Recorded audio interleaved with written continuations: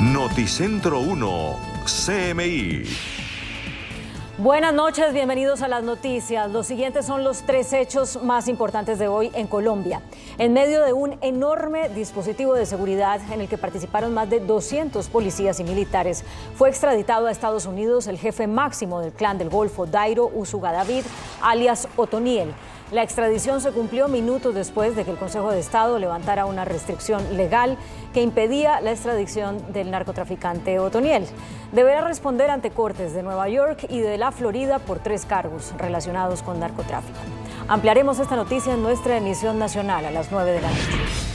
Se hunde la moción de censura contra el ministro de Defensa en la Cámara de Representantes. Con 28 votos por el sí y 116 por el no, fue negada la moción de censura contra el ministro de Defensa, Diego Molano, por la operación militar llevada a cabo en el Putumayo, donde habrían fallecido 11 personas. Ampliación de esta noticia en nuestra emisión nacional a las 9 de la noche. Va en aumento el robo a viviendas y de vehículos en Colombia. Van 8.855 víctimas de robo a viviendas y 3.291 denuncias por hurto de vehículos este año. Uno de los casos recientes que ha llamado la atención es el de un conjunto residencial de Bogotá en el que fueron robados 5 apartamentos y de donde los ladrones se llevaron 2 vehículos. Ampliación de esta noticia en nuestra emisión nacional a las 9 de la noche. Las siguientes son las noticias más importantes del mundo hoy. Reserva Federal de Estados Unidos aplica el mayor aumento a las tasas en más de 20 años. Wall Street cierra su mejor jornada desde 2020. Biden defiende su plan económico y anuncia que por primera vez en 19 años ha logrado reducir el déficit de presupuesto. Estallan nuevas protestas contra la Corte Suprema por borrador de fallo que anularía el derecho al aborto en Estados Unidos.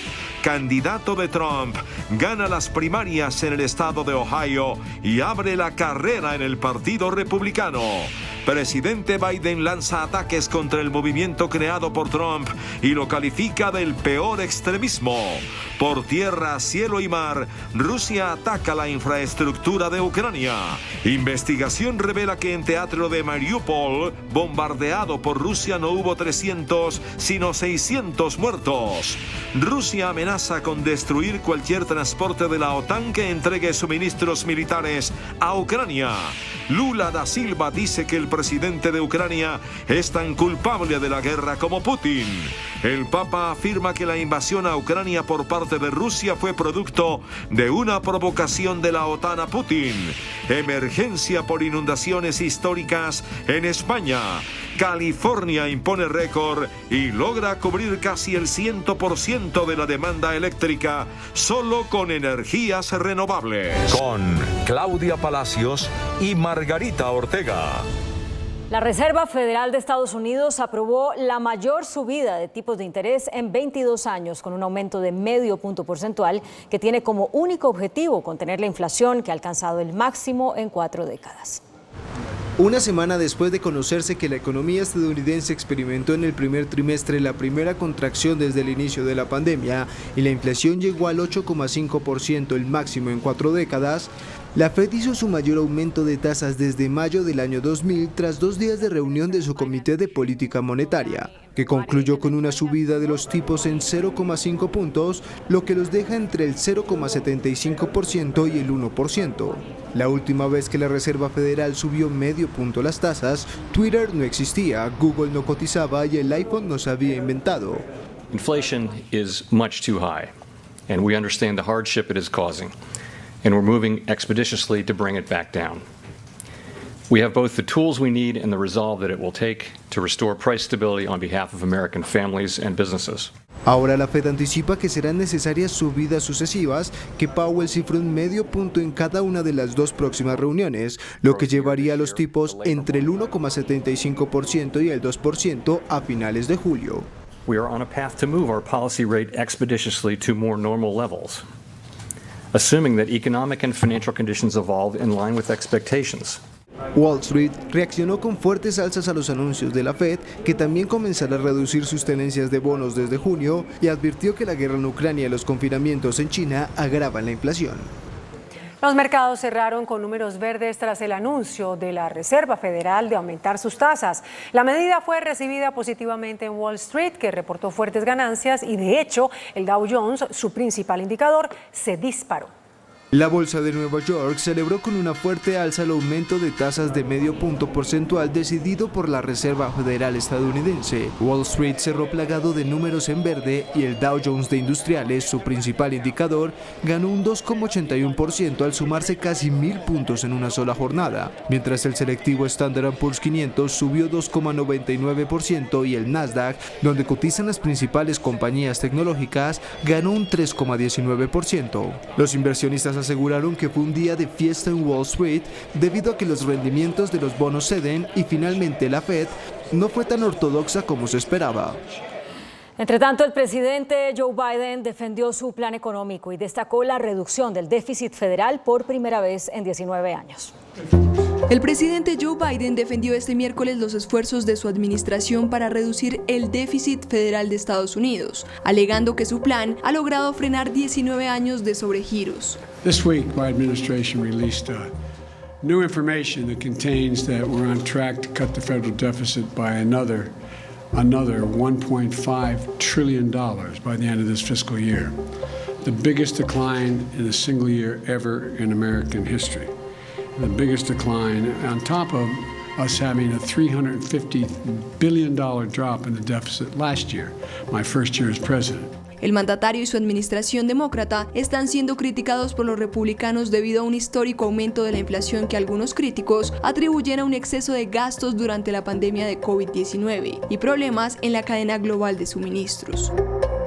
Biden, sin embargo, insistió en que el déficit anual está disminuyendo gracias a una mayor recaudación de impuestos y el fin de los gastos de emergencia por el COVID, algo que aprovechó para decir que nunca sucedió durante su antecesor Donald Trump. We also learned that for the first time since 2016, the Treasury Department is planning to pay down the national debt issued to the public this quarter. And for all the talk the Republicans make about deficits, it didn't happen a single quarter under my predecessor. Not once.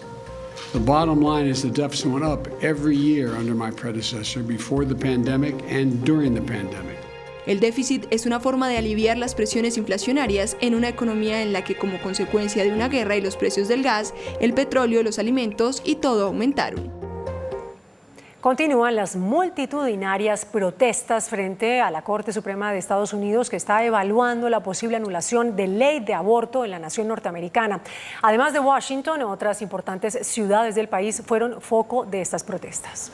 No cede la fuerte polémica desatada en Estados Unidos después de que se filtró un borrador de la Corte Suprema de Justicia que anularía el derecho al aborto en el país. Miles de estadounidenses, entre mujeres, niños, jóvenes y adultos mayores, se mantuvieron frente al máximo tribunal local en el corazón de la capital, Washington, en rechazo a la posible derogación de la ley que durante 49 años ha permitido que el aborto sea legal en Estados Unidos. Pero las protestas no solo se concentran frente a la Corte. En otras importantes ciudades como Nueva York, Miami, Boston y Chicago se presentaron movilizaciones, aunque fueron tanto a favor como en contra del Tribunal Supremo. Mientras tanto, estados republicanos ya preparan proyectos de ley para prohibir el aborto en sus territorios una vez el fallo sea una realidad. J.D. Vance, el candidato republicano de Donald Trump para las primarias del Senado de Estados Unidos, ganó en el estado de Ohio, lo que reafirma el poder del exmandatario en el Partido Conservador estadounidense.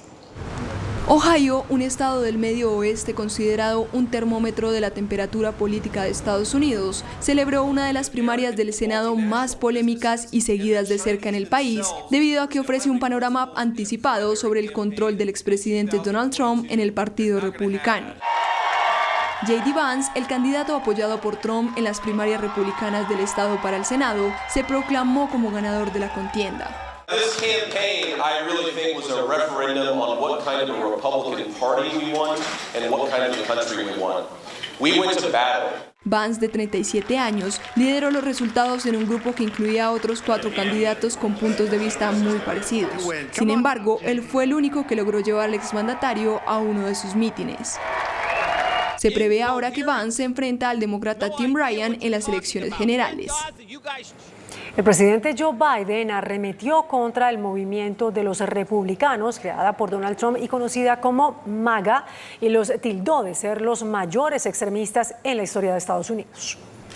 Joe Biden calificó a los seguidores de su predecesor republicano Donald Trump de grupo extremista, en una fuerte escalada retórica antes de las cruciales elecciones de medio mandato de noviembre. Hablando con periodistas sobre la posible supresión del derecho al aborto por parte de la Corte Suprema, Biden advirtió que el movimiento MAGA o Make America Great Again, comandado por Trump, representa un peligro para los valores democráticos estadounidenses. What are the next things that are going to be attacked?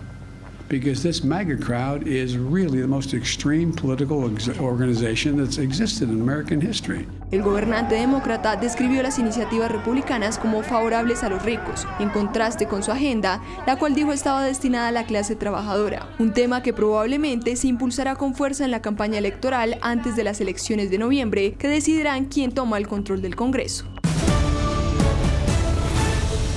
Autoridades de Ucrania informaron que Rusia lanzó misiles desde mar, tierra y aire como parte de su nueva ofensiva para atacar las infraestructuras más importantes del país. Varias ciudades de Ucrania fueron bombardeadas por las fuerzas rusas. Según fuentes de Moscú, en la última jornada, las tropas de Vladimir Putin atacaron más de 400 objetivos, entre ellos 3 centrales eléctricas de Leópolis. Al menos 4 explosiones estremecieron la ciudad aproximadamente 1 hora y media después de que sonaron las sirenas de ataque aéreo en todo el país. Las autoridades ucranianas aseguran que las fuerzas del Kremlin están utilizando submarinos para atacar sitios importantes del país. І посилення своїх військ нарощує систему вогневого ураження і матеріально-технічного забезпечення. І до завдання авіаційних ударів по об'єктам у Харківській, Донецькій, Кіровоградській, Одеській, Львівській і Закарпатській областях противник залучав оперативно-тактичну і стратегічну авіацію. El gobernador de Leópolis aseguró que los ataques aéreos habían golpeado infraestructura crítica, dañando el suministro de electricidad y retrasando el transporte. Постачання електроенергії, то удари були критичними для тягових підстанцій залізниці. На даний момент є затримка з руху потягів, але ми частково це відновили. Зараз маємо затримку, але постачання буде відновлюватися, і ми зробимо все від нас можливе для того, щоб... Esta región es clave para el flujo de suministros de armas llegadas desde Occidente y enviadas para Ucrania. Por eso creen que Rusia no se cansa de bombardearla. El último gran ataque contra la ciudad se produjo el 18 de abril, en el que murieron al menos 7 personas. Leópolis se ha convertido en un refugio para quienes huyen del frente de guerra en el este. Una investigación reveló que hubo al menos 600 muertos en el ataque ruso al teatro de Mariupol y no 300 como se creía inicialmente. Además, las autoridades ucranianas confirmaron que fueron encontrados otros 20 cuerpos de civiles en Kiev. Una investigación de la agencia estadounidense de Associated Press descubrió pruebas de que más de 600 personas murieron durante el ataque ruso en marzo al teatro de Mariupol, casi el doble de la cifra de muertos citada hasta ahora. La investigación recreó lo que ocurrió dentro del teatro ese día a partir de los relatos de 23 supervivientes rescatistas y personas íntimamente familiarizadas con la forma en que funcionaba un nuevo refugio antibombas. Todos los testigos dijeron que al menos 100 personas estaban en una cocina de campaña justo en el exterior y que ninguna sobrevivió. También dijeron que las habitaciones y pasillos del interior del edificio estaban apretados con una persona por cada 3 metros cuadrados de espacio libre. Muchos supervivientes estimaron que había unas 1000 personas en el interior en el momento del ataque aéreo, pero lo máximo que se vio escapar, incluidos los rescatadores, fueron unas 200. Los supervivientes salieron principalmente por la salida principal o por una de las entradas laterales. El otro lado y la parte trasera quedaron aplastados. El Teatro Regional del Drama del Donetsk era uno de los centros más importantes de la actividad escénica en Mariupol, dado que funcionó como sede de varios festivales y por sus escenarios pasaron obras de autores locales, europeos y rusos. Por otro lado, la policía ucraniana confirmó que fueron descubiertos otros 20 cuerpos de civiles en las últimas 24 horas en la región de Kiev, la capital de Ucrania. Según la policía regional, los 20 cuerpos fueron encontrados en Borodianka, pueblos cercanos y pueblos del distrito de Vishgorod. Las autoridades agregaron que en total se han encontrado e inspeccionado un total de 1.235 cadáveres de civiles, de los cuales 800 ya han sido examinados por peritos. Al menos 3.000 milicianos de la organización paramilitar Wagner estarían en la región del Donbass, en Ucrania, combatiendo en reemplazo de militares rusos. Miles de mercenarios del grupo Wagner habrían llegado a Ucrania para reemplazar a los reclutas del ejército ruso. En las redes sociales rusas hay publicaciones en donde ofrecen $3.000 al mes para ir a luchar a Ucrania. No lo dicen directamente, pero son búsquedas laborales del grupo Wagner. Al país habrían llegado entre 3.000 y 8.000 mercenarios de esa organización entre los 18 y los 50 años. El grupo Wagner es una organización de paramilitares que el Kremlin utiliza desde hace años para sus intervenciones clandestinas en Chechenia, Siria, Libia, Malí, Sudán, Mozambique y hasta Venezuela. Según el medio británico Financial Times, informó que Wagner retiró a 200 rusos y 1.000 sirios de las fuerzas que tiene en Libia y los trasladó al frente en el Donbass. De acuerdo a comunicaciones radiales interceptadas por el Servicio de Inteligencia Exterior de Alemania, varios mercenarios de los Wagner estuvieron presentes en la zona de Bucha, en las afueras de Kiev, en las fechas en las que se perpetraron las torturas, violaciones y asesinatos de civiles. Rusia advirtió que destruirá los transportes de la OTAN que lleven suministros militares a Ucrania. El ministro de Defensa ruso, Sergei Shoigu, advirtió que cualquier medio de transporte de la OTAN con armas y municiones destinadas al ejército de Ucrania que llegue a ese país será destruido.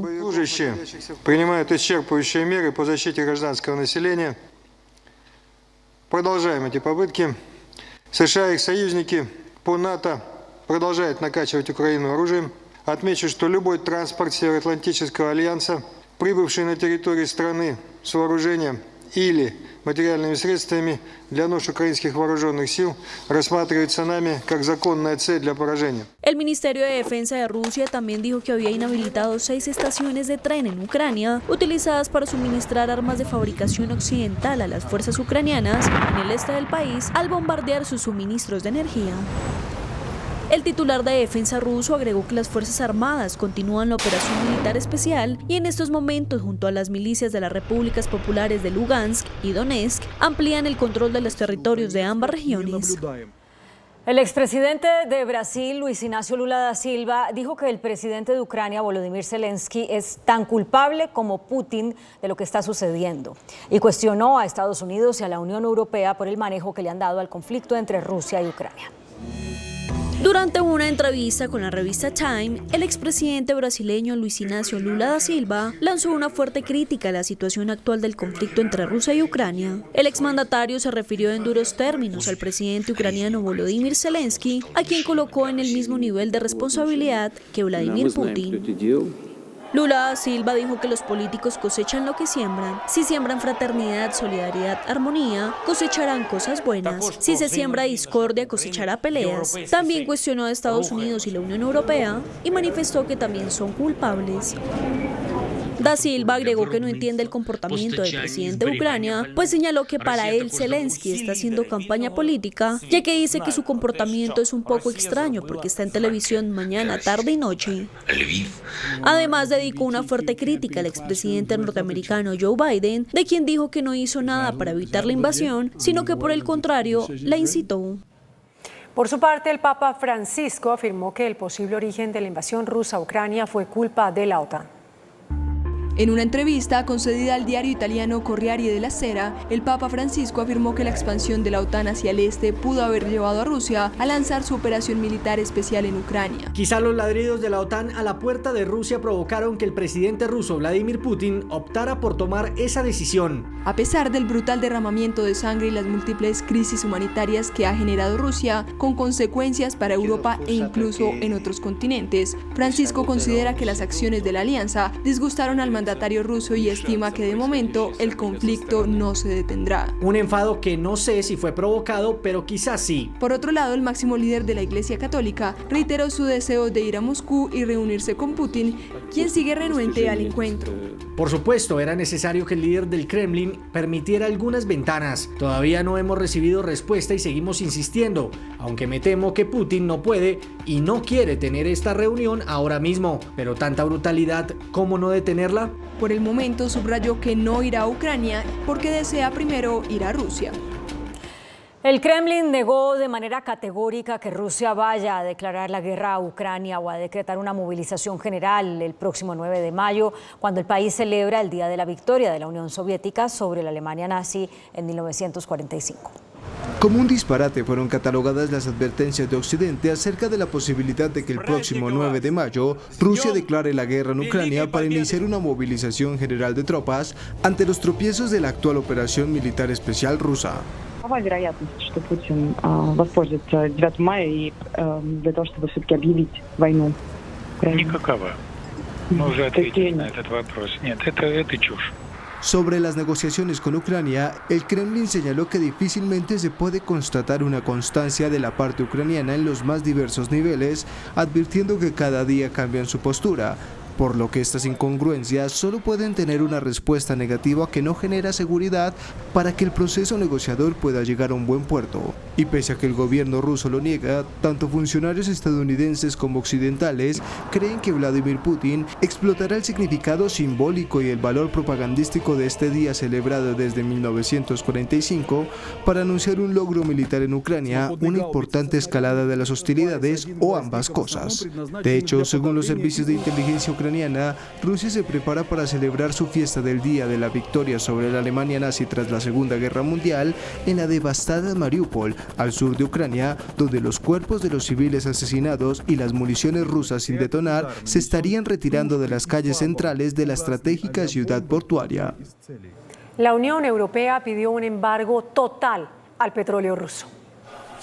La presidenta de la Comisión Europea, Ursula von der Leyen, propuso a los gobiernos europeos imponer un embargo total al petróleo ruso, si bien plantea un periodo transitorio hasta final de año para contener el golpe en los mercados y preparar vías alternas de suministro.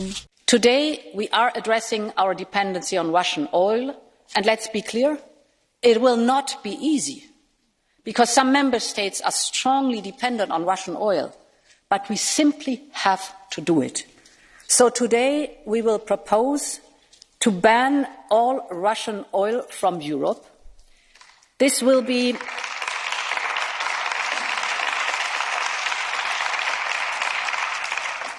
a complete import ban on all Russian oil seaborne and pipeline, crude and refined. El embargo afectará tanto al petróleo transportado por vía marítima como por oleoductos, sea crudo o refinado, aunque el sistema diseñado por Bruselas sea progresivo. Por su parte, el ministro de Relaciones Exteriores de Hungría dijo que no puede apoyar el embargo propuesto por la Unión Europea, ya que eso destruiría su seguridad energética. Magyarország csak akkor tudna egyetérteni ezekkel a szankciós intézkedésekkel, hogyha a csővezetéken történő kőolajszállítás kivételt képezne a korlátozások alól. Abban az esetben Magyarország energiaellátásának biztonsága fenntartható lenne, így azonban ez nincsen így. Ez a brüsszeli szankciós csomag lerombolná Magyarország energiaellátásának biztonságát, így ez a csomag ebben a formájában felelősen nem támogatható. La Comunidad Europea también propuso excluir a otros 3 bancos rusos del sistema interbancario SWIFT, incluyendo a Sberbank, el mayor banco ruso, como parte de un 6º paquete de sanciones. Estados Unidos reanudó la emisión de visas en Cuba tras 4 años de tener cerrada su embajada. El consulado de Estados Unidos en Cuba comenzó a emitir visas tras 4 años de cierre por supuestos ataques sónicos contra su personal diplomático y en momentos en que la isla vive una masiva inmigración en medio de su peor crisis económica en 3 décadas. La reapertura del consulado en La Habana de manera limitada y paulatina había sido anunciada el pasado 3 de marzo por Timothy Zúñiga Brown, encargado de negocios de la embajada estadounidense, sin dar una fecha precisa. El consulado cerró en septiembre de 2007 luego de que el gobierno del republicano Donald Trump denunciara misteriosos incidentes que habrían afectado la salud de diplomáticos estadounidenses, algo que La Habana niega haber perpetrado. Desde entonces los cubanos se vieron obligados a viajar a un tercer país, como Colombia y Guyana, para solicitar el visado. Una fuerte tormenta bate el récord histórico de lluvia para un mes de mayo en Valencia, España, que causó graves inundaciones. La ciudad española de Valencia amaneció este miércoles con las secuelas de lo que ha sido la mayor lluvia registrada jamás vista desde 1871. Las imágenes de drones captaron franjas de tierra agrícola sumergidas bajo el agua, casas destruidas y caos en el sistema de transporte. Las lluvias torrenciales también causaron retrasos en las carreteras y las imágenes de video mostraron automóviles sumergidos bajo el agua. El Departamento de Bomberos de Valencia informó que había llevado a cabo varias operaciones de rescate, donde las personas quedaron atrapadas en sus automóviles en áreas muy inundadas. Las provincias de Castellón, Alicante y Valencia se vieron muy afectadas. La alerta naranja, que ya había sido decretada, pasó a roja. Las elecciones locales que celebrará el Reino Unido se han convertido en el primer gran reto en las urnas para el primer ministro Boris Johnson. Mientras la oposición laborista le acusa de estar desconectado de la realidad, el primer ministro británico Boris Johnson aseguró que es un político honrado, pese a estar investigado por presuntamente engañar al Parlamento, mientras prometió que hará todo lo posible contra el aumento del costo de la vida. Esto de cara a las elecciones locales que celebra el Reino Unido y que se han convertido en el primer gran reto en las urnas que afronta el conservador desde que estalló el escándalo de las fiestas durante la pandemia en la sede del gobierno británico. I totally understand why people are feeling the pressures caused particularly by the cost of energy that's feeding through into food and just about everything else, and you can see it everywhere. Johnson busca apoyos porque los resultados permitirán medir la relación de fuerzas en todo el país entre el Partido Conservador y el opositor Partido Laborista, teniendo como contexto de fondo las próximas elecciones legislativas. Aunque las encuestas apuntan a una pérdida importante de los conservadores en estos comicios locales. Chile anunció un plan de racionamiento de agua para Santiago que ya acumula 13 años de sequía. La extrema gravedad de la crisis hídrica que afecta a Chile ha dado pie a un inédito protocolo para racionalizar el agua en Santiago. Esto tras acumular 13 años de sequía, el periodo seco más prolongado de su historia, mientras las autoridades buscan estar preparadas en el caso de que los caudales de los ríos que abastecen el suministro de la capital lleguen a un punto crítico, cuando desde ya se advierte que en invierno las lluvias nuevamente estarán bajo los rangos normales y quizás no haya suficiente agua para todos los que viven en la urbe de casi 6 millones de personas. El plan anunciado consta de 4 niveles de alerta que van del verde al rojo y empieza con anuncios, pasa a restringir la presión del agua y termina con cortes rotativos de agua por hasta 24 horas. El estado de California en Estados Unidos impuso un récord. Consiguió cubrir casi el 100% de la demanda eléctrica con energías renovables. El Valle de Coachella no solo genera música. La zona al este de Los Ángeles, donde se celebran los festivales de pop y country, es también responsable de uno de los mayores hitos en la lucha de California contra el cambio climático. El operador independiente del sistema de California estableció un nuevo récord cuando el 97,6% de la electricidad en la red provino de energía limpia y renovable.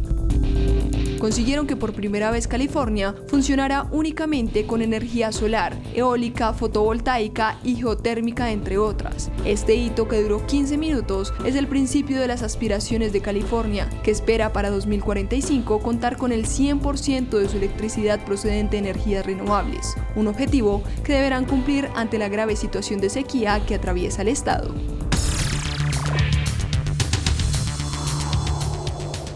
Muy buenas noches. Noticia del día. Dairo Antonio Úsuga, alias Otoniel, está ya en poder de las autoridades de los Estados Unidos. El Consejo de Estado levantó la medida cautelar que había aplazado la extradición, lo que dio hoy automática vía libre a la extradición que se hizo efectiva esta tarde. Rodeado por decenas de vehículos de seguridad, Otoniel fue trasladado por la calle 26 hasta el hangar de la DEA en el área del aeropuerto Dorado. Nuestro invitado esta noche es el doctor Diego Molano, ministro de Defensa. Señor ministro, su opinión sobre la extradición cumplida hoy de Otoniel.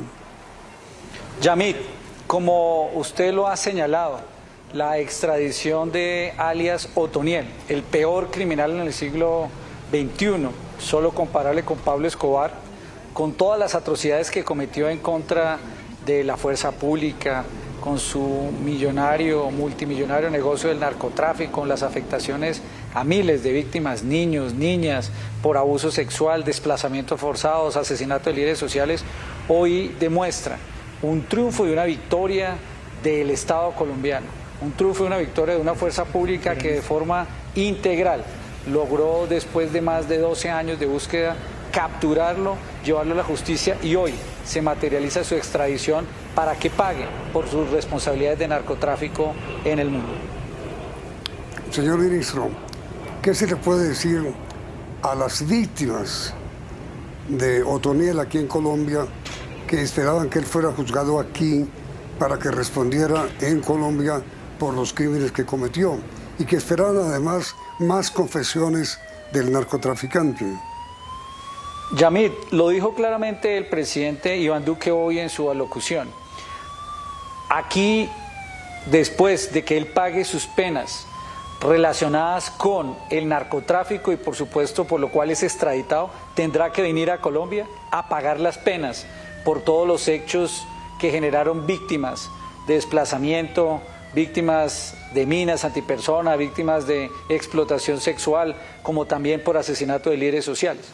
Pero simultáneamente, gracias al trabajo articulado del Ministerio de Justicia, del Ministerio del Interior y por supuesto el trabajo de nuestra Fuerza Pública con el Ministerio de Defensa, lo que es claro es que hacia el futuro, como ya ha sucedido en otros sistemas de justicia transitoria, desde allá podrá seguir siendo partícipe de los procesos judiciales de justicia transicional que se desarrollan en Colombia, podrá seguir diciendo la verdad como corresponde, la verdad allá y aquí sobre sus rutas de narcotráfico y sus negocios, pero también podrá decir la verdad para que avancen los procesos judiciales en Colombia relacionados con las víctimas que dejó en Colombia. Eso ya se ha demostrado que funcionó en el proceso de justicia y paz y por supuesto funcionará en este caso con alias Otoniel desde Estados Unidos, participando en cualquier proceso en Colombia.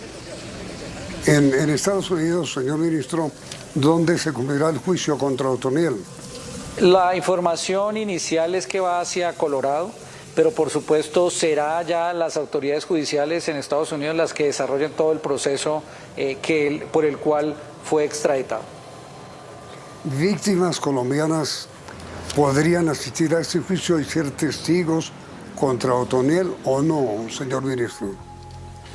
Serán las autoridades de Estados Unidos las que determinen la participación, pero aquí lo principal es que su proceso de extradición se da por el desarrollo de sus actividades de narcotráfico con las articulaciones criminales transnacionales que él tenía con diferentes carteles, no solo el de México, sino también con los carteles de Europa del Este y algunos de los otros carteles que operan en Estados Unidos. Por eso el proceso de extradición y su juzgamiento será por esos delitos de narcotráfico.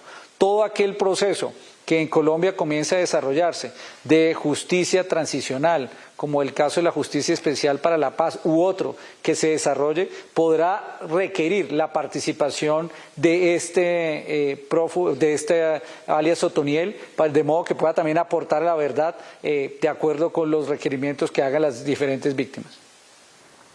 Señor ministro, Otoniel tiene hoy 50 años. Comenzó a delinquir cuando tenía 19 años como miembro de grupos guerrilleros y después de grupos paramilitares. ¿Cuál ha sido la pena máxima que Estados Unidos impone por narcotráfico, que es el único delito por el cual puede ser juzgado allá?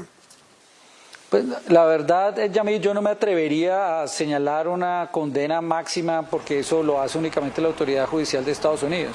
Lo que sí le puedo decir es que son varios los delitos por los cuales va a ser juzgado en la extradición y por supuesto implica unos delitos de tamaño, capacidad destructiva, pero también de unos delitos de tamaños, negocios de narcotráfico en el mundo. Yo estoy seguro que será una de las penas más severas, pero por supuesto esperaremos los resultados de esos procesos judiciales que únicamente corresponden a las autoridades en Estados Unidos determinar.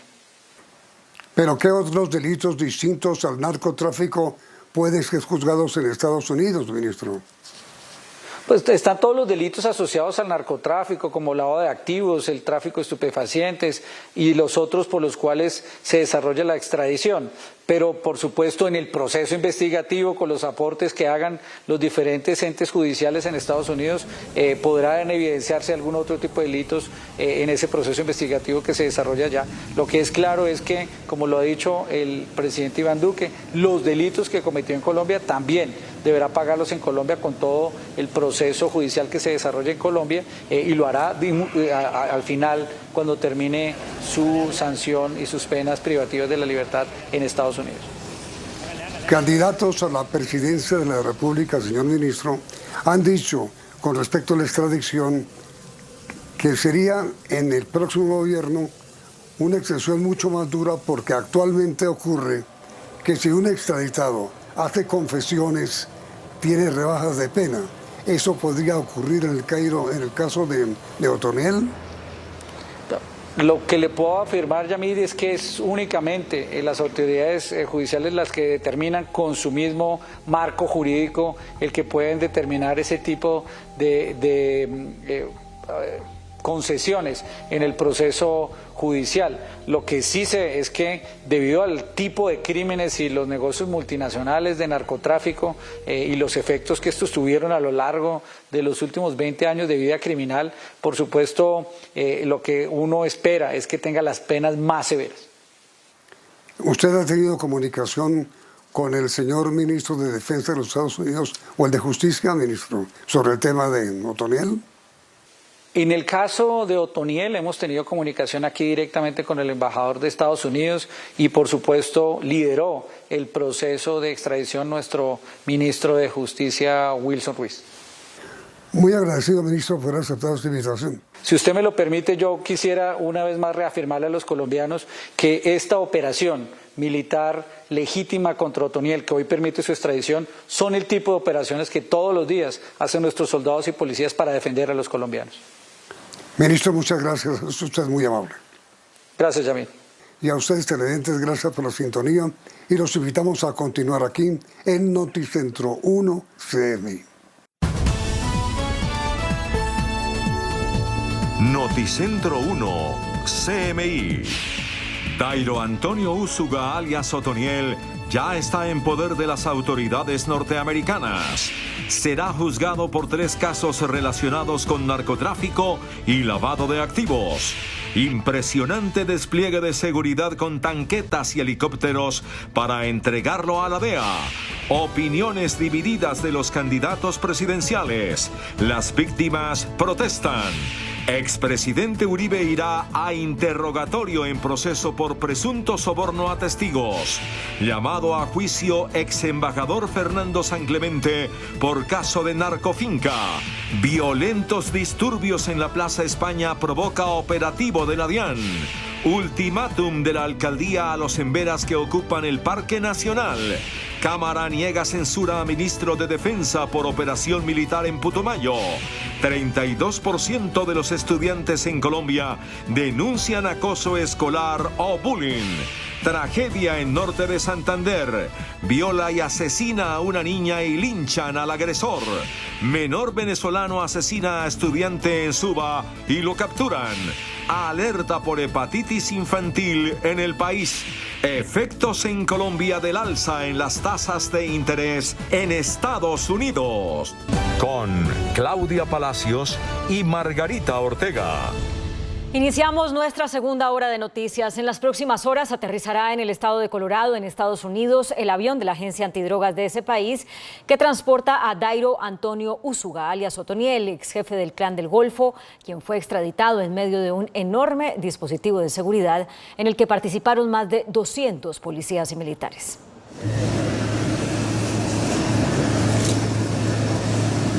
Estas fueron las últimas expresiones en el rostro de Dairo Usuga David, alias Otoniel, antes de ser entregado a los funcionarios del gobierno de Estados Unidos que lo llevan ante la justicia de ese país. Alias Otoniel, quien fuera el criminal más buscado de la última década, fue extraditado 6 meses después de su captura, cuando el gobierno superó la ofensiva legal que buscaba evitar su entrega a Estados Unidos. ¿Cómo le dicen? Esta tarde, cuando el Consejo de Estado levantó la última restricción legal para extraditarlo, ya estaba listo el gigantesco operativo policial y militar para trasladarlo hasta el aeropuerto El Dorado. 4 tanquetas blindadas, camionetas, motos y un helicóptero conformaron la caravana que lo llevó desde la sede de la Dijín en la calle 26 con Boyacá hasta la base antinarcóticos de la policía, que tiene acceso directo a la pista sur del aeropuerto. Durante todo el recorrido, alias Otoniel estaba esposado de pies y manos, con chaleco antibalas y casco. Dentro del hangar de la policía se cumplió la última revisión médica, el registro de las huellas y la firma de los documentos para formalizar su entrega a los agentes de la DEA. Alias Otoniel deberá responder ante 2 cortes de Estados Unidos, la de Nueva York y la del sur de la Florida, por cargos relacionados con narcotráfico. En las próximas semanas también será extraditada Nini Johanna Usuga, la hermana menor de Otoniel, quien es señalada como una de las jefes financieras del Clan del Golfo. Contra Dairo Antonio Usuga, alias Otoniel, máximo jefe del grupo armado y narcotraficante Clan del Golfo, existen más de 100 procesos judiciales por diferentes delitos perpetrados durante 34 años de vida criminal. Dairo Antonio Usuga. ¿Usuga qué? David. ¿Cómo le dicen? Otoniel. Dairo Antonio Usuga David, alias Otoniel, tiene un amplio prontuario tras sus más de 30 años de vida criminal. Alias Otoniel comenzó a delinquir a los 16 años en la guerrilla del Ejército Popular de Liberación, del cual se desmovilizó en 1991. Posteriormente se vinculó con grupos paramilitares, se desmovilizó durante el gobierno de Álvaro Uribe con el bloque Calima y tras ser expulsado de Justicia y Paz por su incumplimiento, pasó a integrar las Autodefensas Gaitanistas de Colombia, nombre que buscó darle apariencia política a este grupo criminal, al que también se le conoce como Clan del Golfo y que fue creado por Vicente Castaño y alias Don Mario. Además quiero estar en paz con todo lo que viví en esa etapa de mi vida. En el 2012, su hermano Juan de Dios Usuga David, alias Giovanni, murió en un operativo de la policía y solo hasta entonces Otoniel asumió el control total de la organización y se convirtió en el capo del narcotráfico más buscado del país. Durante más de 5 años, la fuerza pública desarrolló una operación sostenida denominada Agamenón para lograr la captura o muerte de Otoniel. Fue solo hasta el 23 de octubre del 2021 cuando fue capturado en una casa de la vereda La Pita, en Turbo, Antioquia. Contra alias Otoniel figuran 130 procesos judiciales por delitos como homicidio, paramilitarismo, extorsión, desaparición forzada, reclutamiento de menores y violencia sexual contra menores de edad, entre otros. Tiene además 7 medidas de aseguramiento, 6 condenas por diferentes delitos. En Estados Unidos deberá responder por cargos relacionados con narcotráfico. En los últimos años, las autoridades han dado importantes golpes al Clan del Golfo, entre estos incautaciones de más de 400 kilos de cocaína y más de $1 billón de bienes incautados. Ante la extradición de Otoniel, Giovanni de Jesús Ávila Villadiego, alias Chiquito Malo, es ahora la cabeza visible del Clan del Golfo. La extradición de alias Otoniel es un triunfo de la justicia y del Estado de Derecho. Eso fue lo que dijo el presidente Iván Duque. De trabajo articulado. El presidente Iván Duque afirmó que alias Otoniel es comparable con Pablo Escobar y que no solamente era el mayor narcotraficante, sino un asesino de líderes sociales y abusador sexual. Por eso su entrega a las autoridades judiciales de Estados Unidos, en su opinión, es un triunfo del Estado de Derecho. Esta extradición evidencia que nadie está por encima del Estado colombiano y que siempre estará por encima el Estado de Derecho a cualquier delincuente. Hoy triunfa la legalidad y quiero agradecerle al gobierno y a las autoridades de los Estados Unidos por el trabajo diligente y sesudo que permite esta extradición y que además garantizará el juzgamiento y una condena severa por los delitos de narcotráfico. El ministro de Defensa, Diego Molano, emplazó a los integrantes del Clan del Golfo para que se sometan a las autoridades o se atengan a lo que les espera. A esos reductos del Clan del Golfo, como es el caso de Chiquitomalo o Siopas, el mensaje es contundente para todas esas estructuras que quedan remanentes. Así como Otoniel cayó, así van a caer ellos, y por eso la oportunidad está en que se sometan a la justicia en el programa que existe por parte del Ministerio de Defensa y del Gobierno Nacional. O se someten, o los capturamos, o los judicializamos, o los neutralizamos. El presidente Duque también dejó claro que Otoniel debe seguir declarando ante la justicia colombiana y volver al país a pagar sus deudas penales. Diferentes reacciones provocó entre los candidatos a la presidencia la extradición del ex jefe del Clan del Golfo, alias Otoniel. Opiniones encontradas de los candidatos a la presidencia de la República sobre la extradición de Otoniel. Yo sí celebro la extradición de alias Otoniel. Es quizá una de las personas que más daño ha hecho en Colombia. Estemos siempre del lado de las víctimas y no de los victimarios. Nuestro país está lleno de víctimas que no han sido reparadas, que no saben la verdad y que no han visto la justicia. Y que se vaya nos deja con muchos vacíos porque empezó a hablar, dijo algunas cosas y Colombia tiene que saber la verdad. En Estados Unidos la vida va a ser protegida y de esta manera vamos a tener fiscales que van a ir a los Estados Unidos a tratar de saber qué es lo que él nos tiene que contar. Está bien que esté lejos del país y ojalá el sistema de justicia americano lo tenga ya varias décadas, ojalá no nos lo devuelva. Rodolfo Hernández se pronunció vía Twitter. Extraditar a Otoniel o a cualquier otro antes de que testifique y rinda cuentas es renunciar a la soberanía del país y burlarse de la justicia colombiana. Este gobierno debería ser juzgado. Para las familias de las víctimas de alias Otoniel, la extradición del capo es un golpe al proceso que se adelanta para conocer la verdad sobre los crímenes que cometió. Para las víctimas, la extradición de Dairo Úsuga alias Otoniel es una cachetada que les impedirá conocer la verdad de lo que ocurrió con sus seres queridos. Es una bojetada que se le ha dado a las víctimas de Colombia, que se le haya coartado el derecho de no conocer realmente la verdad. Las víctimas ahora esperan una reparación integral. Ojalá también tengan el valor de indemnizar a todas las víctimas por aquellos hechos cometidos. En Urabá, Antioquia, hay cerca de 5.000 víctimas de alias Otoniel y del Clan del Golfo.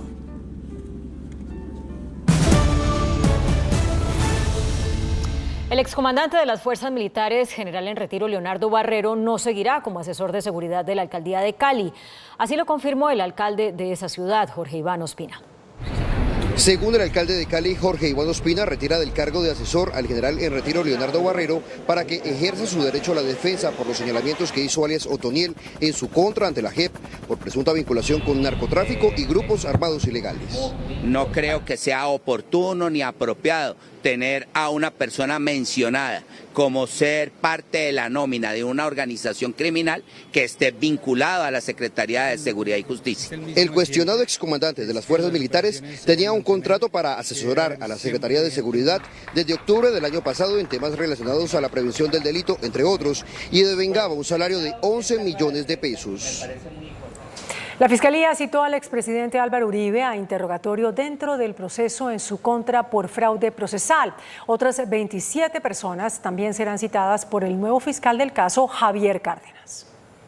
El fiscal Javier Cárdenas, quien hace 2 días asumió el proceso judicial que se adelanta en contra del expresidente Álvaro Uribe por presunto soborno a testigos, ya tomó las primeras decisiones en el caso. Serán llamados a interrogatorio el expresidente Álvaro Uribe y otras 27 personas. Además, se ordenaron 7 inspecciones y la recaudación de nuevas pruebas. Esto, atendiendo las recomendaciones de la juez 28 de conocimiento de Bogotá, quien negó la solicitud de preclusión que había presentado el fiscal Gabriel Jaimes, quien decidió apartarse del caso. De acuerdo con el artículo 294 del Código de Procedimiento Penal, el nuevo fiscal tiene 90 días para decidir si lleva a juicio al expresidente o si presenta una nueva solicitud de preclusión. En disturbios terminó un operativo de la DIAN contra comerciantes del sector de San Andresito, San José, en el centro de Bogotá. En duros disturbios terminó un operativo de la DIAN en San Andresito del San José, en pleno centro de Bogotá. Algunos comerciantes se enfrentaron con el escuadrón móvil antidisturbios. La Plaza España se convirtió en un campo de batalla. El Hospital San José quedó en la mitad de los choques. La diligencia de la DIAN, que inició sobre las 9 de la mañana, se adelantó en unas bodegas con el propósito de decomisar mercancía de contrabando. La jornada violenta dejó varias personas capturadas. La Alcaldía de Bogotá y los indígenas que ocupan el Parque Nacional se sentarán a negociar una salida concertada del parque. Si de aquí al viernes no hay acuerdo, habrá desalojo. La decisión es recuperar el parque, terminar la problemática que en el Parque Nacional estamos viviendo. Un nuevo ultimátum lanzó el distrito a los indígenas en vera del Parque Nacional. Hemos invitado a los representantes del Parque Nacional a una mesa de diálogo. Esperamos que esta mesa permita finalizar la ocupación. La Alcaldía de Bogotá y el Gobierno Nacional ofrecerán en la mesa de diálogo el retorno a sus territorios con subsidios de vivienda. Nuestra Secretaría de Hábitat tiene los recursos y tiene la competencia para ofrecer subsidios a las personas que quieran retornar a Risaralda, a Chocó. Si de aquí al viernes no hay una salida dialogada a la ocupación en el parque, el distrito ejecutaría el operativo para restituir el espacio público. Mantenemos efectivamente el espíritu de la paz, el espíritu del diálogo y esperamos poder concretar una solución de forma articulada y conjunta. Más de 7 meses cumplen 1.000 indígenas en el Parque Nacional. El 80% de esta población son menores de edad. El ex embajador Fernando San Clemente irá a juicio por destrucción de pruebas. La Fiscalía radicó ya la acusación. La Fiscalía presentó el escrito de acusación contra el ex embajador de Colombia en Uruguay, Fernando San Clemente, por presuntamente haber ordenado la destrucción de varios elementos que contenían información del funcionamiento de un laboratorio para el procesamiento de cocaína que fue hallado en su finca ubicada en Huasca, Cundinamarca. En el documento de 8 páginas, la Fiscalía asegura que en septiembre del 2020, luego del allanamiento llevado a cabo por el CTI, el ex embajador San Clemente hizo una reunión con los empleados de su finca y les ordenó quemar varios enseres, 2 computadores, 2 celulares, una caja con cuadernos, una tableta y varias USB. Los 2 mayordomos de la finca adelantan un proceso de colaboración con la Fiscalía por este caso y han asegurado que San Clemente conocía de la actividad ilícita que se desarrollaba en su propiedad. San Clemente, por su parte, niega estas acusaciones. La audiencia donde será acusado formalmente se realizará el próximo 1 de julio. De ser hallado culpable, San Clemente enfrentaría una condena de 4 a 12 años de cárcel. Las mayorías de la Cámara de Representantes apoyaron al ministro de Defensa, Diego Molano. Hundieron la moción de censura que se tramitó en contra del funcionario. Con 28 votos por el sí y 116 por el no, la Cámara de Representantes negó la moción de censura contra el ministro de Defensa, Diego Molano, por los hechos ocurridos en el operativo militar adelantado en Putumayo en marzo de este año. Hoy se ratifica la confianza de los colombianos en su fuerza pública, con la votación a través de los representantes a la Cámara, que representan a los colombianos en este Congreso de la República. Desde la oposición criticaron que las mayorías de la Cámara de Representantes negaran esta moción de censura. Parece que va a empezar una moción de censura en el Senado de la República porque no es el único caso de violación de derechos humanos del ministro.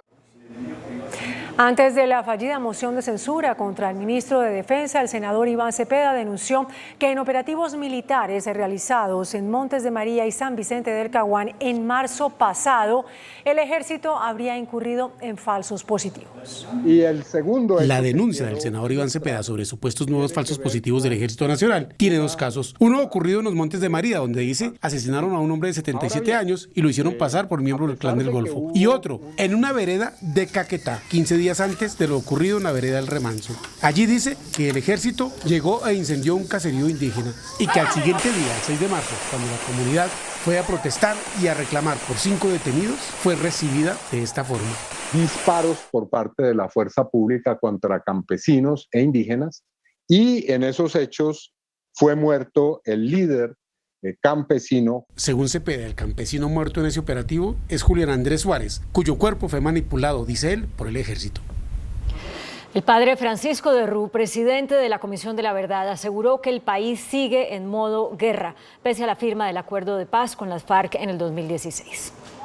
El presidente de la Comisión de la Verdad se refirió a los hechos que quedarán plasmados en el informe final que presentará al país en los próximos meses. El país cada vez más era un río de sangre. Es que es muy impresionante ir al canal del Dique en Colombia y encontrar que el canal del Dique recibió más de 2.000 cadáveres. Es que créanme, lo de Ucrania se queda chiquito con lo que nos ha pasado a nosotros en Colombia. También habló sobre la situación actual del país. El acuerdo de paz dividió más a Colombia, profundizó más entre nosotros los odios, los señalamientos, las animadversiones, las sospechas, las estigmatizaciones. Y Colombia sigue en una cosa que pudiésemos llamarlo, nosotros seguimos en modo guerra. El padre Francisco defendió el trabajo de la comisión, cuestionado por el excomisionado Carlos Ospina en su carta de renuncia. El supuesto plan criminal para atentar contra Gustavo Petro enfrentó hoy en Twitter al candidato presidencial con el expresidente Álvaro Uribe. Con un esquema de seguridad mucho más robusto, el candidato presidencial Gustavo Petro retomará su actividad pública este jueves en Cúcuta. Sin embargo, hoy en su cuenta de Twitter dio puntada sobre el supuesto plan criminal que habría en su contra. En medio de la investigación sobre la banda La Cordillera, nos apareció un empresario del uribismo que ayuda a coordinar una campaña electoral y es el dueño del Gota Gota en Pereira. Los candidatos deberían cuidar muy bien quiénes coordinan sus campañas regionalmente. A esta mención de Petro respondió el expresidente Uribe. Durante 8 años protegí la vida de Petro, con el mismo cuidado con que se protegió la de mis más cercanos colaboradores. Durante 8 años, con banca de oportunidades combatí el gota a gota. Doctor Petro, no ponga cortinas de humo a la penetración de campañas y al arte de marcar ataúdes. El candidato Federico Gutiérrez denunció que grupos criminales estarían ejerciendo presión para que los ciudadanos voten por Gustavo Petro. El Pacífico Nariñense, Catatumbo y Cauca serían algunas de las zonas donde bandas criminales estarían ejerciendo presión para que las personas no voten por Federico Gutiérrez, según denunciaron de esta campaña. Vemos con mucha preocupación cómo en algunas zonas donde hay presencia de estructuras criminales en diferentes partes del país, donde están presencias como el ELN, disidencias FARC, Clan del Golfo, están obligando a la gente a votar por Gustavo Petro y le dicen a las comunidades que en esa zona no puede aparecer un solo voto por Fico Gutiérrez. El candidato pidió a las autoridades que investiguen y garanticen la seguridad de los habitantes de estas regiones. El presidente Iván Duque exaltó la labor de los defensores públicos y anunció que antes de concluir su gobierno, dentro de 3 meses, dejará en mejores condiciones económicas a los 3.800 colombianos que desempeñan esas funciones. El presidente Iván Duque exaltó hoy la labor de 3.843 defensores públicos que ejercen en el territorio nacional y brindan apoyo jurídico a quienes se encuentran en imposibilidad económica o social de asumir la defensa de sus derechos y garantizar su pleno y equitativo acceso a la justicia. En la clausura del primer encuentro de estos defensores públicos, el jefe de Estado les hizo este anuncio. Le he dado una instrucción al equipo de gobierno para, junto con el defensor del pueblo y la señora procuradora, buscar herramientas para fortalecer las condiciones prestacionales, las condiciones económicas de los defensores. Duque resaltó que quienes asumen la defensoría pública son hombres y mujeres motivados por el ejercicio abnegado a la protección del otro. El 32% de los estudiantes dijo sufrir acoso escolar o bullying. Así lo reveló un estudio del Laboratorio de Economía para la Educación de la Universidad Javeriana. Estas cifras convierten a Colombia en el primer país entre los integrantes de la Organización para la Cooperación y el Desarrollo Económico en materia de exposición al bullying. Estos altos índices de acoso escolar o bullying tienen efectos negativos, especialmente en la salud mental de los estudiantes. Desafortunadamente, muchos jóvenes no desaprueban en Colombia el acoso escolar, eso es lo que encontramos, posiblemente porque algunos niños, niñas y adolescentes no saben que lo que les está pasando pues no está bien. Según el estudio, estas son las clases de bullying que más sufren los estudiantes. Hay una buena proporción de estudiantes que manifiesta que le roban su lonchera, por ejemplo, la comida que lleva, o sus útiles, que los agreden física o verbalmente, que los excluyen a propósito de participar en ciertas actividades, sus mismos compañeros. Y si este es el panorama en los estudiantes, en la población de adultos mayores, la situación es dramática. 132 de ellos han sido asesinados entre enero y marzo de este año.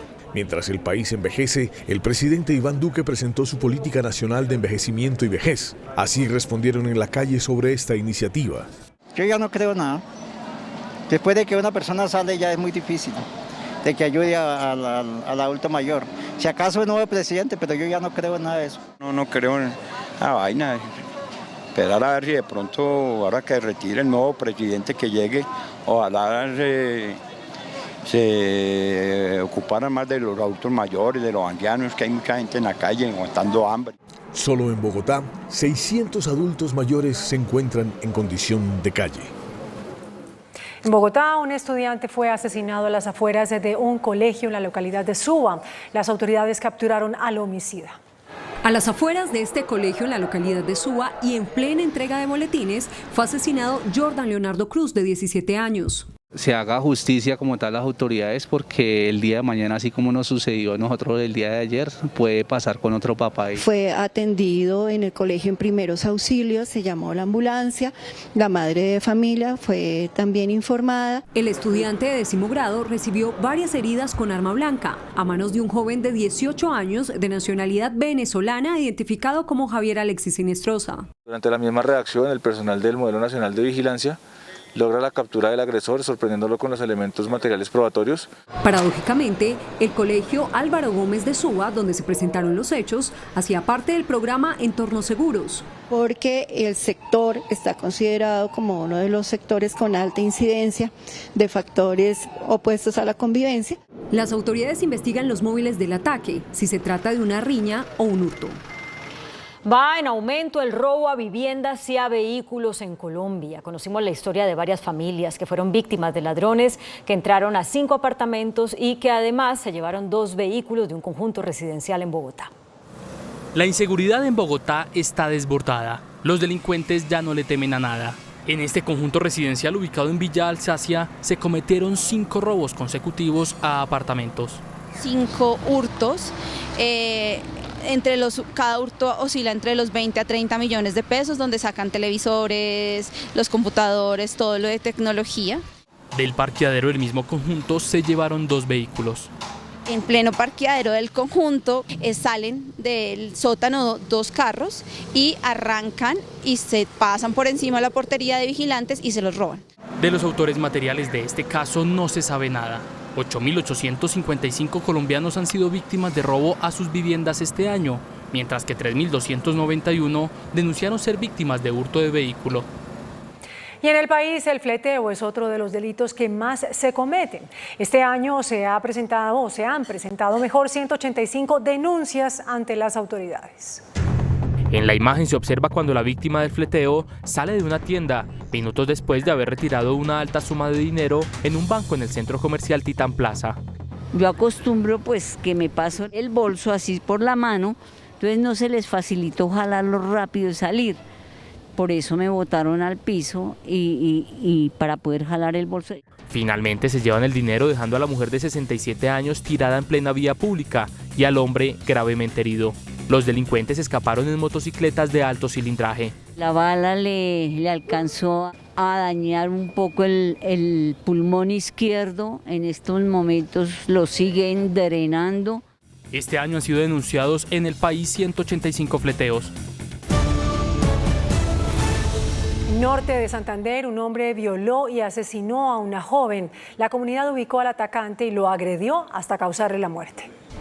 Karen Blanco, estudiante de 13 años, iba camino al colegio en la vereda Sardinata, municipio de Cáchira, cuando un hombre de 55 años, de nacionalidad venezolana, la interceptó. Ella alcanzó a tomarle una foto y se la envió a un familiar, advirtiendo que algo terrible le podía suceder. El sujeto la llevó a la fuerza a un paraje cercano al colegio, en donde la violó y posteriormente la asesinó. Se tiene conocimiento de la desaparición de una menor de edad de 13 años. Quien posteriormente aparece asesinada y posiblemente abusada en un río de este sector. La fotografía fue clave para que la comunidad reaccionara al no aparecer Karen en el plantel educativo. Fue tanta la indignación de la comunidad que el venezolano fue capturado y lo entregaron a las autoridades. Finalmente se presentó una asonada contra la policía y supuestamente un familiar de la menor lo asesinó. En norte de Santander, el abuso sexual a menores de edad se ha disparado en los últimos días, superando un 30% con relación a lo ocurrido en este mismo periodo del año anterior. Gracias a la reacción inmediata de las autoridades, se logró capturar a un menor de edad, presunto responsable de un homicidio registrado en plena localidad de Teusaquillo, en Bogotá. Este es el momento en el que los policías de Teusaquillo capturan a un menor de edad, quien minutos antes había asesinado con arma de fuego a un hombre en la avenida Caracas con 53.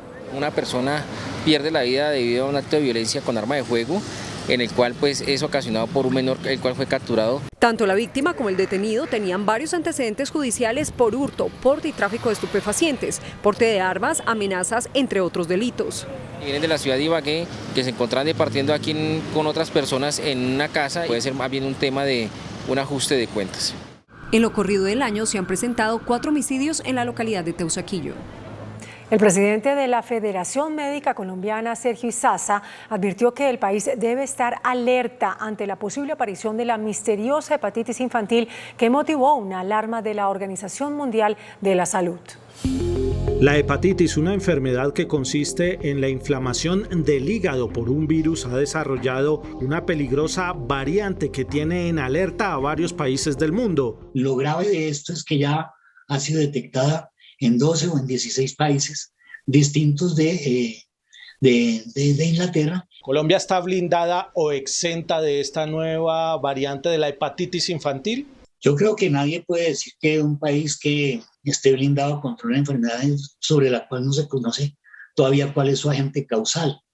Entonces, yo creo que todos los países deben poner sus alertas. La Federación Médica recomienda a padres de familia y a profesores en colegios estar atentos a los signos de alarma, principalmente el color amarillo y el malestar general de los niños. La tasa de desempleo terminará este año en 11% según el Banco de la República. El gerente técnico del Banco de la República, Hernando Vargas, pronosticó que el desempleo en Colombia cerrará este año en 11%. También advirtió que la inflación podría continuar si el dólar sigue subiendo. Una senda más agresiva de aumento de tasas de interés por parte de la Reserva Federal sin duda propiciaría un aumento de la tasa de cambio que podría complicar la situación inflacionaria por encima de lo que ya tenemos. El Banrepública guarda la esperanza de que cuando mejore el clima en el segundo semestre del año, los precios de los alimentos bajen. Esta época de precios altos con condiciones climáticas benignas impulsarían la oferta agrícola hacia adelante y contribuirían a una moderación de la inflación en general e incluso en algunos casos posiblemente a reducciones en algunos precios de estos bienes. Los analistas del mercado financiero colombiano esperan mayores alzas en el precio del dólar tras la decisión de la Reserva Federal de aumentar sus tasas de interés. La decisión de la Reserva Federal de los Estados Unidos de llevar la tasa de interés a niveles entre 0.75 y el 1% está en línea con las expectativas del mercado y la necesidad de frenar la alta inflación. Por eso hemos visto recientemente un proceso de depreciación de nuestra moneda, es decir, un aumento del precio del dólar, que podría continuar en la medida en que las expectativas es que continúe de nuevo el alza en las tasas de interés de la Reserva Federal. El aumento de tasas también tiene efectos sobre los títulos de tesorería TES, tanto para Colombia como para América Latina. El mayor costo o tasa de interés o nivel de endeudamiento para Colombia, para el Estado colombiano, a través de los títulos TES. De hecho, lo hemos ido descontando, vemos como las tasas de hoy casi que duplican las que teníamos hace un año. La tendencia se mantendría en próximas semanas. El DANE reveló que el 31% de los hogares en Colombia habita en viviendas sin condiciones adecuadas. Según el DANE, en 2021 el 31% de los hogares del país se encontraba en déficit habitacional. Esto quiere decir que las familias no cuentan con una vivienda adecuada. El año anterior se contabilizaron 3.977.000 hogares en esta condición, de los cuales 1.866.000 aproximadamente registran condiciones de hacinamiento. Concentrados de forma más significativa en la zona urbana, en la medida que esos 1.866.000 hogares en hacinamiento mitigable, 1.318.000 se encuentran en la zona urbana. Los departamentos con mayor déficit habitacional son Vaupés, Amazonas, Guainía, Chocó y Guaviare. El ministro de Minas y Energía, Diego Mesa, anunció millonarias inversiones para nuevos proyectos de energía que fortalecerán la capacidad instalada del país.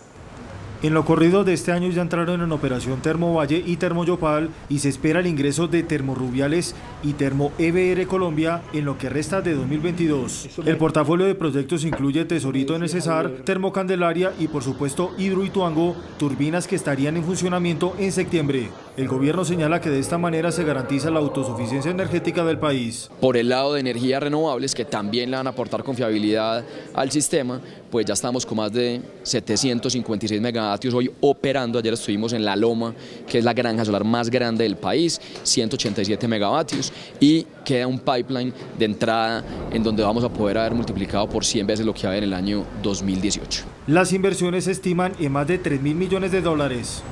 El representante Carlos Chacón denunció que hay micos en un proyecto de ley que cambiaría las reglas para la elección del superintendente financiero. Que alarga el periodo del superintendente porque obliga a generar un procedimiento para su elección, obliga también que el superintendente se mantendrá en el cargo hasta cuando no se cumpla ese procedimiento de elección y ya deja de ser de libre remoción y nombramiento y lo vuelve un superintendente de 4 años. El proyecto también plantea cambios sobre el manejo de los fondos voluntarios de pensión. Crea unas sociedades de inversión que las obliga además a ser sociedades anónimas y que le da la posibilidad de administrar los fondos voluntarios de pensiones. Hoy ya existe, entonces pues uno no entiende por qué están creando un negocio más. Una encuesta de la Bolsa de Valores de Colombia y Fedesarrollo entre operadores del mercado revela que los estimativos de inflación para este año se acercan al 8,7%. Los agentes del mercado financiero esperan un nuevo incremento de la inflación para el mes de abril. El índice de precios llegaría al 8,7% en el acumulado del año, mientras en marzo se ubicaba en 8,53%. El ministro de Hacienda, José Manuel Restrepo, señala que el aumento se da a un menor ritmo, lo que representa que la inflación empezará a ceder a partir de mayo. Yo espero que para la inflación de mayo, que se reporta seguramente en el mes de junio, se dé una disminución en el valor de la inflación anualizada y que siga la tendencia de desaceleración en este aumento de inflación anualizada mes a mes. El gobierno seguirá subsidiando los precios de los combustibles para evitar incrementos de precios que puedan afectar la inflación. El índice de capitalización de la bolsa, que mide el comportamiento de las 20 principales acciones, cerró al alza. El índice selectivo MSCI Colcap de la Bolsa de Valores de Colombia subió 1,28% a 1.613 puntos. La acción del Grupo Suramericana fue la que más subió, con una valorización de 9,99% a 46.160 pesos. La acción preferencial de Cementos Argos fue la que más bajó, con una pérdida de 2,93% a 3.813 pesos. La acción más negociada de la jornada fue la de Ecopetrol, al movilizar más de 65.000 millones de pesos, con una variación positiva de 3,38% a 3.425 pesos. El dólar cerró al alza. Indicadores económicos en Noticentro 1 CMI. La tasa representativa del mercado que regirá para mañana jueves será de 4.056 pesos con 41 centavos. Los profesionales del cambio compran la divisa en promedio entre 1.800 pesos y la venden entre 1.850 pesos. Un euro cuesta 4.322 pesos. La libra de café en Nueva York se cotizó a $2.21. El azúcar se transó en 18,60 centavos de dólar la libra. El barril de petróleo WTI se cotizó en $107,55 centavos. La referencia Brent para Colombia se cotizó en $110,15 centavos. Una acción de Ecopetrol cuesta 3.425 pesos.